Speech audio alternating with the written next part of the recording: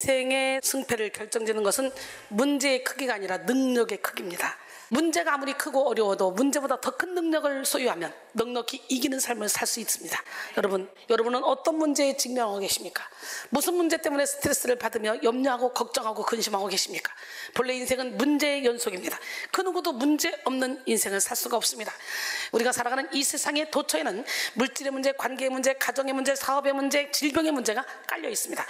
예수를 믿는 성도도 예외가 아닙니다. 어쩌면 그리스도인에게는 더 많은 문제가 있다고 할 수 있습니다. 그리스도인은 끊임없이 세상 속의 문제와 싸우면서 동시에 죄의 경향성을 가진 자기 자아와 싸우며 어둠의 세력과 싸우고 거짓에 물든 세상과 싸워야 합니다.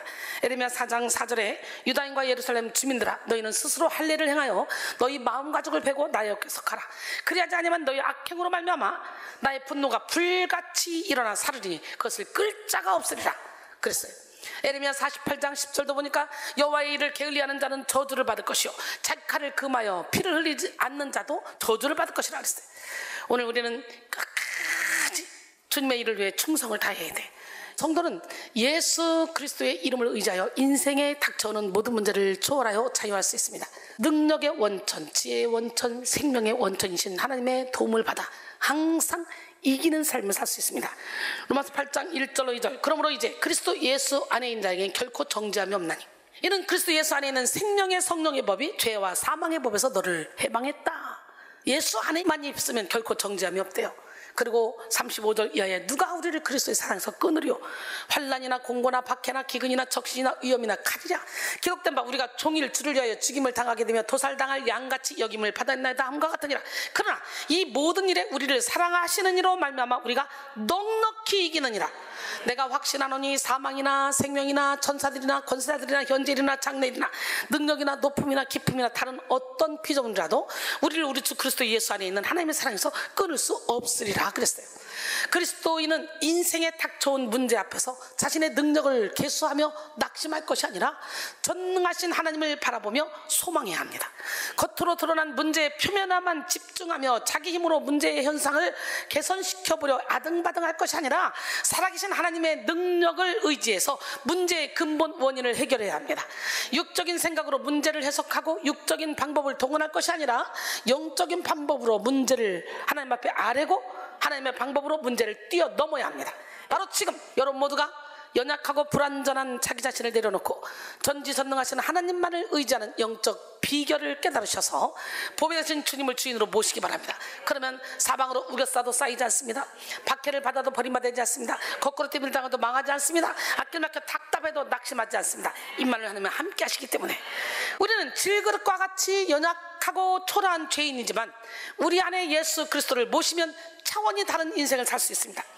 보배를 담은 질그릇 인생은 예수 그리스도의 지혜와 능력으로 권능의 삶을 살 수 있고 예수 그리스도의 사랑과 긍휼로 성령의 열매를 충만히 맺으며 살 수 있습니다. 무한한 하나님의 능력으로 환경을 초월하고 문제를 극복하며 승리할 수 있습니다. 철저히 자기 자신을 내려놓고 하나님만 의지할 때 우리는 하나님의 안목으로 문제를 통찰하고 문제 안에 담긴 영적 유익을 취할 수 있습니다. 문제 앞에 창조적인 자세를 취하고 문제를 통해 영적 성숙과 도약을 이룰 수 있습니다. 문제 속에서 하나님을 경험하며 깊은 은혜를 누릴 수 있습니다. 문제가 없어봐요. 여러분이 하나님께 매달리겠어요? 문제가 있으니까 와서 매달리다 보니까 어느 순간에 영적인 세계에 눈을 뜨게 됐고 영적인 세계에 눈을 뜨고 보니까 문제보다 더 큰 하나님이 함께 하시면 문제는 문제가 아니라는 걸 깨닫게 되는 거죠. 기적의 하나님은 우리가 감당할 수 없는 문제 앞에서 기도하면 우리를 건지시고 하나님을 영화롭게 하는 삶을 살게 하십니다. 시편 50편 15절 환난 날에 나를 부르라. 내가 너를 건드리니 네가 나를 영화롭게 하리라.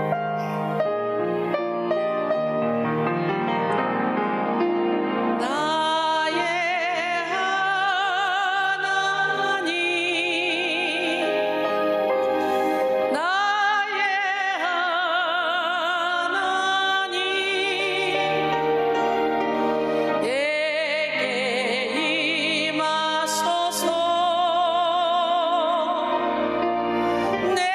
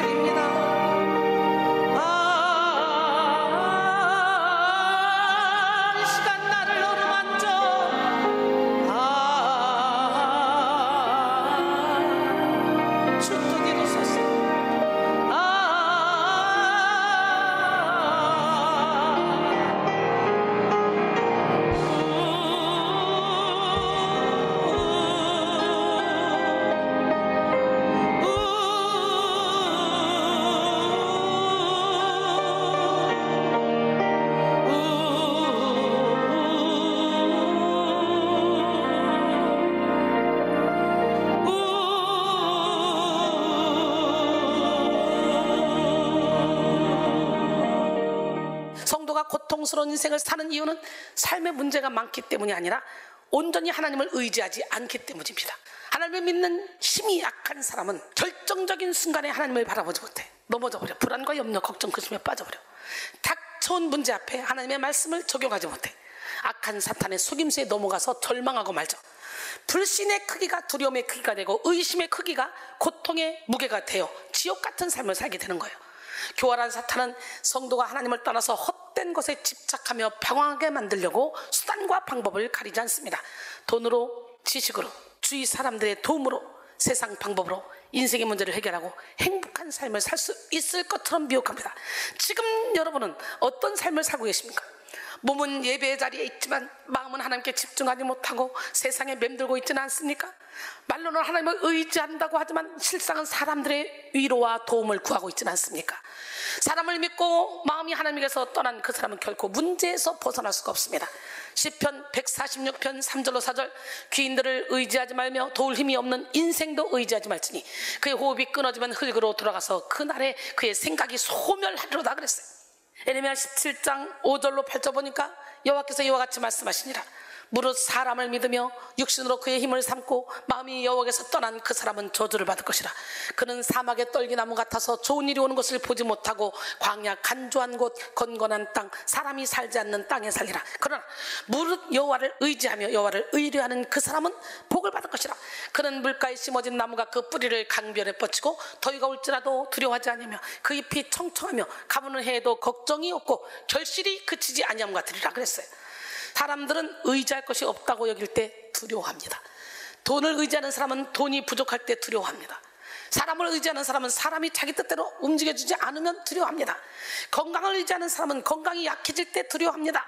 권력을 의지하는 사람은 자신이 열세라고 느낄 때 두려워합니다. 하지만 전지전능하신 하나님을 의지하는 사람은 어떠한 역경에 부딪혀도 두려워하지 않습니다. 할렐루야!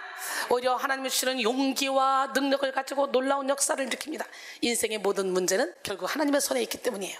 이 시간 우리는 모든 인생의 답이 오직 예수 그리스도께 있음을 알고 오직 예수님만을 의지해야 될 줄 믿습니다. 요한복음 14장 6절에 보니까 예수께서 이르시되 내가 곧 길이요 진리요 생명이니 나로 말미암지 않고는 아버지께로 올 자가 없느니라 그랬어요. 잠언 16장 9절에 보니까 사람이 마음으로 자기의 길을 계획할지라도 그 걸음을 인도하시는 여호와시니라. 할렐루야! 많은 사람들이 각자 자기가 만난 문제는 해결할 수 없는 것이라고 여기지만 이 세상에 해결하지 못할 문제는 아무것도 없습니다. 문제가 아무리 커도 하나님보다 클 수 없습니다. 살아계신 하나님은 그를 의지하는 자에게 그 무엇과도 비교할 수 없는 절대적인 능력을 부으시고 승리로 인도하십니다. 우리는 눈앞에 놓인 문제보다 하나님의 섭리를 크게 바라봐야 합니다. 결핍의 환경보다 하나님의 격려와 공급을 집중해서 바라봐야 합니다.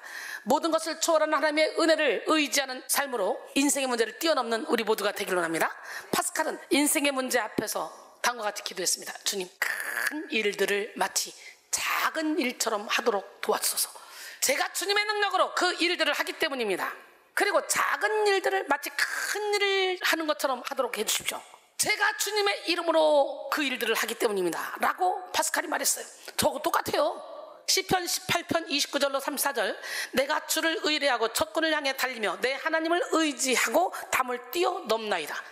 하나님의 도는 완전하고 여호와의 말씀은 순수하니 그는 자기에게 피하는 모든 자의 방패시로다. 여호와 외에 누가 하나님이며 우리 하나님 외에 누가 반석이냐. 이 하나님이 힘으로 내게 띠띠우시며 내 길을 완전하게 하시며 나의 팔을 암사슴 발 같게 하시며 나를 나의 높은 곳에 세우시며 내 손을 가르쳐 싸우게 하시니 내 팔이 놋화를 당기도다. 할렐루야. 오늘 본문 시편 27편, 이것은 다윗의 시라는 표제가 붙어 있습니다. 다윗이 적들의 추격을 피해 도망하며 생명의 위협을 받던 시기에 쓴 시로 추정됩니다. 다윗은 하나님의 마음에 맞는 사람으로 뽑힌 인물이었지만 그의 인생은 파란만장했어요. 환난과 역경의 연속이었어요. 애매하게 당하는 고난도 많았고 자신의 잘못으로 초래한 고난도 많았습니다. 다윗은 이러한 여러 가지 고난을 통해 연단되었습니다. 그는 어린 시절부터 부모의 사랑을 많이 받지 못했어요. 시편 27편 10절에 내 부모는 나를 버렸으나 여호와는 나를 영접하시리이다. 할렐루야. 다윗은 8 형제들 중에 막내로서 그의 아버지가 별로 기대하지 않는 아들이었어. 사무엘상 16장에 보면 사무엘이 이스라엘의 왕이 될 사람을 세우려고 다윗의 아버지 이새의 집에 방문했어요. 왜? 기름을 부어서 왕으로 세우려고. 이때 이새는 다윗을 제외한 7 아들만 사무엘에게 선을 보였어. 양을 지키는 막내 다윗은 아버지가 보기에 깜도 안 되는 사람이었어요. 뿐만 아니라 그는 형제에게도 무시를 당했어. 3명의 형들이 전쟁터에 나갔을 때 다윗은 아버지 심부름으로 전쟁터에 나왔다가 블리스 사람 골리앗을 대적하려고 했습니다. 이때 큰형 엘리압은 다윗에게 노를 바라며 그를 조롱했습니다. 사무엘상 17장 28절 큰형 엘리압이 다윗이 사람들에게 하는 말을 들은지라 그가 다윗에게 노를 바라 이르되 네가 어찌하여 이리로 내려왔느냐? 들에 있는 양들을 누구에게 맡겼느냐? 나는 네 교만과 네 마음의 완악함을 아노니 네가 전쟁을 구경하러 왔도다. 이렇게 무시해버렸어. 사람들인데 대놓고. 이렇게 다윗은 집안에서도 자기를 지지해주고 사랑해주는 사람들보다는 무시하고 천대하는 사람들이 많았어. 골리앗을 죽이고 국가적인 영웅으로 부상한 후에도 다윗은 나라의 왕이자 장인인 사울로부터 죽임을 당할 위기에 놓였습니다. 그는 10여 년이라는 긴 세월을 사울왕을 피해 도망다녀야 했어요. 사울은 3,000명의 군사를 몰고 이리저리 막 다윗을 미친 듯이 잡아 죽이려고 쫓아다녔어요. 다윗은 도저히 안 돼서 적국 골리앗의 고향인 블레셋에 들어가기까지 했습니다. 거기서 미친 죄까지 했죠. 왕 앞에서. 이스라엘의 왕이 된 후에도 다윗에게는 적이 많았습니다. 사울의 신하들 중에서도 적이 많았고 자기 편에서 일하다가 자기를 배신한 책사 아이도벨 같은 사람도 있었어요. 급기야 다윗은 자기가 낳은 아들 압살롬이 반역을 일으켜 자신을 죽이려 하는 수모까지 겪게 되죠. 남도 아니고 자기 아들이 자기를 죽이려 합니다. 자기 후궁을 범합니다. 옥상에서 대놓고. 이 얼마나 비참한 일입니까? 아들이 그렇게 노년의 아들에게 쫓겨서 도망갈 때 마치 그때를 기다렸다는 듯이 사울의 신하 시므이가 나와서 조롱을 합니다. 하지만 다윗은 인생에 닥쳐오는 여러 가지 문제 앞에 함몰되지 않고 하나님만 바라봤어요. 그에게 중요한 것은 문제의 크기가 아니라 하나님과의 관계였습니다. 다윗은 오늘 본문 1절을 통해 여호와가 자신의 빛이요 구원이요 생명의 능력이기 때문에 그 누구도 두려워하지 않는다고 선포했어. 여호와는 나의 빛이요 나의 구원이시니 내가 누구를 두려워하려? 여호와는 내 생명의 능력이시니 내가 누구를 무서워하려? 이야 멋있죠? 다윗은 하나님을 향한 강한 확신을 가지고 있었어요. 그에게 하나님은 어두운 인생길을 환하게 비춰주는 빛이었고 수많은 적들에 대한 승리이자 구원이었습니다. 다윗은 하나님이 자기 생명의 능력이 되심을 믿었기에 그 누구도 두렵지 않다고 했습니다. 비록 자신을 공격하는 대적의 수가 많고 그 힘이 매우 강하였지만 다윗은 하나님의 능력이 그 모든 것을 초월함을 확신했습니다. 시편 3편 1절로 5절까지 보니까 여호와여 나의 대적이 어찌 그리 많으죠? 일어나 나를 치는 자가 많으니이다. 많은 사람이 나를 대적하여 말하기를 그는 하나님께 구원을 받지 못한다 하나이다. 여호와여 주는 나의 방패시오 나의 영광이시오 나의 머리를 드시는 자신이다. 내가 나의 목소리로 여호와께 부르짖으니 그의 성산에서 응답하시는도다. 내가 누워 자고 깨었으니 여호와께서 나를 붙드심이로다. 천만인이 나를 에워싸 진친다 하여도 나는 두려워하지 아니하리로다. 할렐루야. 다윗이 두려워하지 않는 이유는 자신에게 아무런 죄가 없기 때문이 아니었어요. 자신을 돕는 자가 많아서도 아니었어요. 자신의 형편이 나아지고 살만해서도 아니었어요. 다윗의 인생에는 여전히 끝이 보이지 않는 고난이 이어졌고 이스라엘 백성들도 고난당하는 다윗을 보고 이제는 하나님조차 다윗을 버렸구나 생각했어요. 다윗은 오늘 본문 2절을 통해 자신의 대적들이 자신의 살을 먹으려고 자기에게 왔다고 말하며 상황의 긴박성을 나타냈습니다. 그러나 다윗은 이내 자신의 대적들은 하나님의 손에 의해 실족하여 넘어졌다고 선포하죠. 시편 27편 2절로 3절 악인들이 내 살을 먹으려고 내게로 왔으나 나의 대적들 나의 원수들인 그들은 실족하여 넘어졌도다. 군대가 나를 대적하여 진칠지라도 내 마음이 두렵지 않으며 전쟁이 일어나 나를 치료할지라도 나는 여전히 태연하리로다. 할렐루야. 본문 2절은 원수에 대한 과거의 승리를 진술하고 본문 3절은 미래에도 동일하게 승리할 것을 선언합니다. 악인은 맹수처럼 다윗을 삼키려고 접근했지만 하나님이 기적적으로 개입하셔서 다윗이 아니라 대적들이 실족하여 넘어졌음을 밝히며 신실하신 하나님의 보호와 구원을 증언했고 바로 이어서 이후에 적들의 공격이 거세게 닥쳐온다고 해도 다윗의 마음은 두려워하기는커녕 오히려 태어날 것을 선포했습니다. 다윗이 주목한 것은 적들의 숫자나 그들의 공격 양상이 아니라 생명의 능력이신 하나님이었습니다. 오늘 본문의 1절에 내 생명의 능력이시니 여기서 능력에 해당하는 히브리어 마오즈는 안전한 장소, 피난처라는 의미를 가지고 있습니다. 다윗은 하나님이 자기 생명의 피난처라고 믿었기에 극도의 고난이 다가와도 담대할 수 있었어요. 바로 지금 우리도 생명의 능력이신 하나님을 바라보고 하나님이 공급하시는 생명의 능력을 충만히 받아야 합니다. 생명은 절대적으로 소중하고 존귀하며 아름다운 신비입니다. 헬라로 생명을 뜻하는 단어는 세 가지가 있습니다. 첫째는 비오스, 육체의 생명을 의미합니다. 사람은 육체의 생명이 있는 동안 이 땅에서 숨쉬고 생활하며 존재하죠. 그래서 육의 몸이 있을 때 영의 몸도 있으니까 썩어질 육체의 몸으로 하나님께 영광을 돌리라 그랬어요. 두 번째는요, 푸시케로 혼으로서 생명을 뜻합니다. 생명. 혼은 지성, 감성, 의지의 역할을 하는 곳인데 푸시케가 심리학을 의미하는 사이콜로지의 어원이기도 합니다. 보통 푸시케는 혼을 포함한 사람의 목숨을 의미합니다. 생명을 뜻하는 세 번째가 뭐냐? 조예입니다. 이는 하나님의 영원한 생명을 의미합니다. 우리는 죄로 인해 죽을 수밖에 없는 존재였지만 예수 그리스도의 십자가 공로를 의지하여 조예, 영원한 생명을 누리는 은혜를 잊게 됐어요. 요한일서 5장 12절, 아들이 있는 자에게는 생명이 있고 하나님의 아들이 없는 자에게는 생명이 없느니라 그랬어요. 이 시간 우리는 더욱 생명의 능력이신 하나님을 신뢰하며 풍성한 영혼육의 생명을 누려야 합니다. 시편 36편 9절에 진실로 생명의 원천이 주께 있사오니 주의 빛 안에서 우리가 빛을 보리이다 그랬어요. 시편 16편 11절에 보니까 주께서 생명의 길로 내게 보이시리니 주의 앞에는 기쁨이 충만하고 주의 우편에는 영원한 즐거움이 있나이다.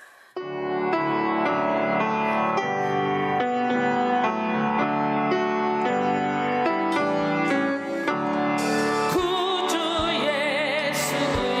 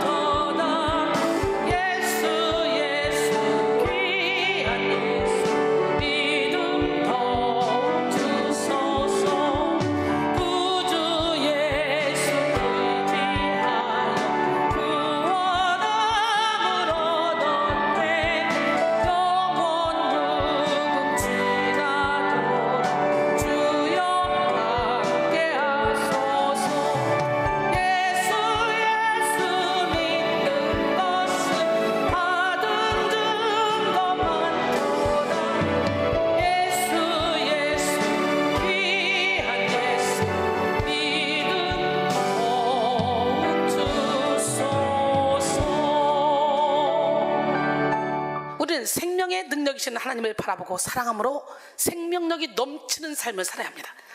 육의 생명보다 영의 생명을 귀하게 여기고 영적인 생명력으로 하나님의 뜻을 이루는 삶을 살아야 합니다. 우리의 영이 하나님의 생명, 조회로 충만하면 삶의 활력과 아름다움을 누리며 끊임없는 영적 성장을 이룰 수 있고 풍성한 성령의 열매를 맺을 수 있습니다. 영적인 감각이 건강하게 활성화되고 하나님과 긴밀하게 소통하고 마귀의 관계를 즉각적으로 분별하여 영적 전쟁에서 승리할 수 있습니다.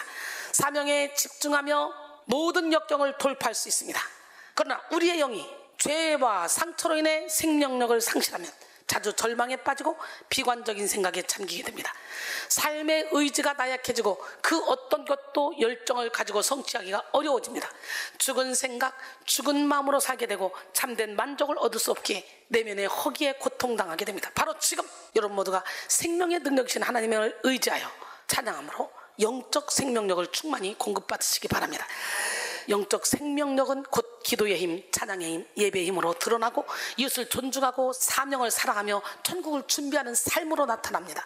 풍성한 영적 생명력을 영위할 때 우리는 인생의 모든 문제를 초월하여 오직 하나님의 뜻에 순종하고 그리스도를 존귀하게 하는 삶을 살게 됩니다. 빌립보 1장 20절로 21절 나의 간절한 기대와 소망을 따라 아무 일에든지 부끄러워하지 아니하고 지금도 전과 같이 온전히 담대하여 살든지 죽든지 내 몸에서 그리스도가 존귀하게 되게 하려 하나니 이는 내게 사는 것이 그리스도니 죽는 것도 유익함이라 그랬어요. 다윗은 오직 생명의 능력이신 하나님을 의지함으로 풍성한 영적 생명력을 영위했습니다. 고난과 역경의 상황 속에 있었지만 문제에 함몰되지 않았고 절대적인 담대함을 잃어버리지 않았습니다. 그의 기도는 무언가를 간청하는 기도가 아니라 하나님의 존재 자체를 기뻐하고 감탄하며 즐거워하는 것이었어요. 시편 27편 4절 오늘 본문이죠. 내가 여호와께 바라는 한 가지 일 그것을 구하리니 곧 내가 여호와의 집에 살면서 여호와의 아름다움을 바라보며 그의 성전에서 사모하는 그것이래. 여호와의 집에 살면서 여호와의 아름다움을 바라보며 그 성전에서 사는 것 이게 최고 행복이고 그 생명이래.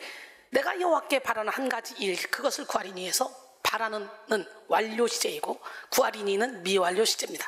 이는 본문 4절의 다윗의 기도가 과거로부터 지금까지 이어졌고 지금부터 앞으로도 계속 이어질 것임을 보여줍니다. 다윗은 간절하게 하나님을 바라고 하나님을 사랑했습니다.